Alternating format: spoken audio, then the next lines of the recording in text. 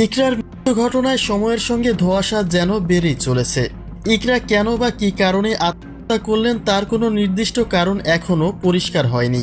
একদিকে ইকরার বাবা মায়ের অভিযোগ আলভি তাদের মেয়েকে ট্রমাটাইজ করে মেরে ফেলেছে, অন্যদিকে আলভি বলছে ইকরার পরকীয়া প্রেম ছিল, তার মৃত্যুর পেছনে রহস্যময় কারণ রয়েছে।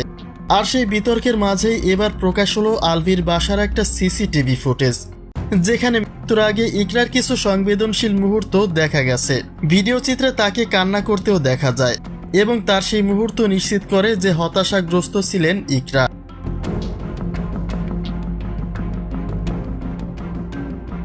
ইকরা কেন আত্মহত্যা করলেন? তিনি চাইলে তো বেঁচে থেকেও যে কোনো সিদ্ধান্ত নিতে পারতেন। আলভি যদি আসলেই পরকীয়া করত তাহলেও যে কোনো সিদ্ধান্তই নেওয়া যেত, কিন্তু আত্মহত্যা কেন করলেন যার একটা ধোঁয়াশা তো থাকছেই। আর সেই ধোঁয়াশার মাঝেই আলভির দেওয়া এক ফেসবুক স্ট্যাটাস যেন ইকরার ঘটনার রহস্য বাড়ালো। কেননা আলভি তার পোস্টে লিখেছেন ইকরা পরকীয়ায় লিপ্ত ছিল এবং সে মৃত্যুর আগে নেশাগ্রস্ত ছিল। এমনকি ঘটনার আগের দিনেও বন্ধুর সঙ্গে গভীর রাত পর্যন্ত নেশা করেন ইকরা। অতএব এই ঘটনার পেছনে অন্য কোনো কারণ থাকতে পারে বলে মনে করেন আলভি। আর সেই অনুযায়ী তিনি সতর্ক করেন তার বাসার সিসিটিভি ফুটেজ যেন কেউ সরাতে না পারে।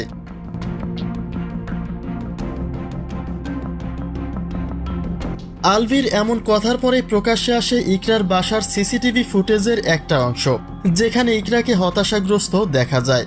কিন্তু এই হতাশার কারণ শুধুমাত্র আলভি ছিল নাকি অন্য কেউ, সে বিষয়টি এখনও পরিষ্কার নয়।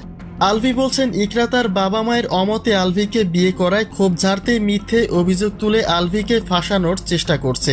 ইকরাই বরং পরকীয়া ও নেশায় লিপ্ত ছিল, অতএব সে আত্মহত্যা নাকি সে বিষয়টিও খতিয়ে দেখার অনুরোধ রেখেছেন আলভি। তিনি বলেছেন তার বাসার সিসিটিভি ফুটেজগুলি প্রকাশ্যে আনতে, কেননা ইকরার ঘরে অন্য পুরুষের কথা নিশ্চিত করেছে আলভির অ্যাসিস্ট্যান্ট, যে নিজে তখনকার সময়ে অনেক মুহূর্তের সাক্ষী হয়েছেন।